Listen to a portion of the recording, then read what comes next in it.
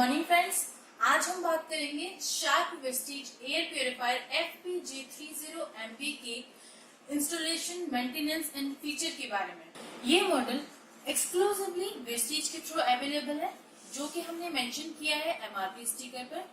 साथ ही जो भी कस्टमर किसी भी ऑनलाइन पोर्टल से इस मॉडल को परचेज करता है तो उसको शार्क कोई भी वारंटी नहीं देगी। ये हमने वारंटी कार्ड पर मेंशन किया है। मशीन को कार्टन से बाहर निकालेंगे, हमारे पास अवेलेबल होगा एक ऑपरेशन मैनुअल, साथ में अवेलेबल होता है हमारा वारंटी कार्ड। मशीन एक पॉलीबैग के अंदर होगा। प्री फिल्टर निकालने के लिए हिंज में हाथ डाल के थोड़ा सा इसको अपनी तरफ लेंगे। ये है कार्बन फिल्टर, जो कि पॉलीबैग में पूरी तरीके से रैप है। हेपा फिल्टर, ये भी पॉलीथीन के अंदर पैक है।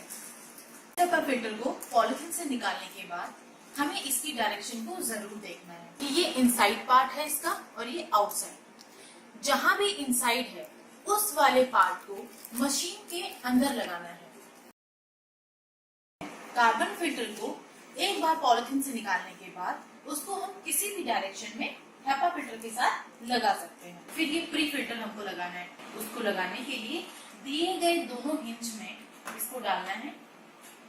सेंटर से एक बार पुश करना है एंड देन फिर टॉप से क्लिक साउंड, जिससे पता लगेगा कि ये अच्छी तरीके से फिक्स हो चुका है। गुड लुकिंग है, एक्टिव कार्बन फिल्टर है, ऑफ टाइमर फंक्शन है and filter replacement indicator available है।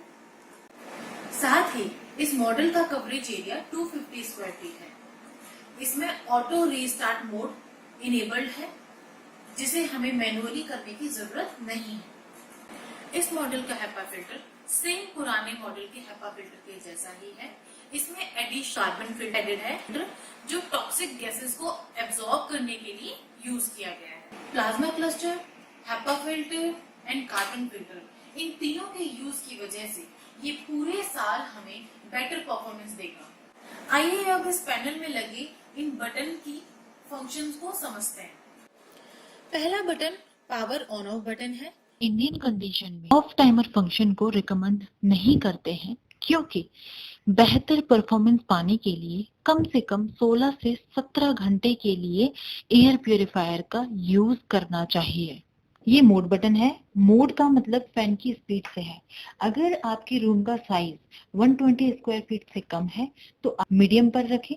अगर आपके रूम का साइज 120 स्क्वायर फीट से ज्यादा है तो आप इसे हाई स्पीड में चलाएं। इंडियन कंडीशन में हम रिकमेंड करते हैं कि मशीन को कभी भी लो मोड पे ना चलाएं। यदि ये ब्लू लाइट सोते समय आपको डिस्टर्ब कर रही है तो उसके लिए आप इस हेज बटन को 3 सेकंड के लिए प्रेस करेंगे, जिससे कि ये ब्लू लाइट बंद हो जाएगी। लेकिन इससे प्लाज्मा क्लस्टर ऑफ नहीं होगा और ये अपना काम करता रहेगा। इसको दोबारा से नॉर्मल मोड में लाने के लिए अगेन आपको मोड बटन को 3 सेकंड के लिए प्रेस करना होगा। यदि आपको एयर प्यूरिफायर के आउटलेट से किसी भी प्रकार की स्मेल आ रही है या एयर प्रेशर कम होते नजर आ रहा है, तब भी आपको फिल्टर रिप्लेस करना होगा। हेज बटन, इस बटन के फंक्शन को जानने से पहले हम ये जानेंगे कि हेज होता क्या है। हेज व्हीकल और इंडस्ट्री से निकलने वाली टॉक्सिक गैसेस एंड छोटे छोटे धूल के कणों का कॉम्बिनेशन है। ये पोल्यूटेंट एटमॉस्फेयर की लोअर लेवल में जम जाते हैं, जिसकी वजह से हेज प्रोड्यूस हो जाता है। अब इस हेज को हटाने के लिए हम हेज मोड का यूज करते हैं। हमें एयर प्यूरिफायर को दीवार से 1 फुट दूरी पे इस तरीके से रखना है कि ये मशीन हमें चारों कोनों से विजिबल हो। साथ में इस मशीन को रिवर्स करके नहीं रखना है। दूसरा, हमें जब भी इसका यूज करना है तो सारे खिड़की दरवाजे बंद होने चाहिए। एयर प्यूरिफायर के रेगुलर मेंटेनेंस के लिए हमें हेपा फिल्टर और कार्बन फिल्टर को हर 5 से 10 दिन के अंदर क्लीन करना है। उसके बाद इनको महीने में एक बार 3 से 4 घंटे के लिए कड़ी धूप में रखना है। साथ ही बताना चाहूंगी, इसकी मेंटेनेंस या क्लीनिंग के लिए हमें वाटर का यूज नहीं करना है। ये फिल्टर रिप्लेसमेंट इंडिकेटर है। ये इंडिकेट करता है जब आपके फिल्टर की लाइफ कंप्लीट हो जाएगी, उसके बाद ये ब्लिंक करना शुरू होगा। एक बार जब आप फिल्टर चेंज कर देंगे, रिप्लेस कर देंगे, उसके बाद रीसेट बटन को 3 सेकंड के लिए प्रेस करेंगे।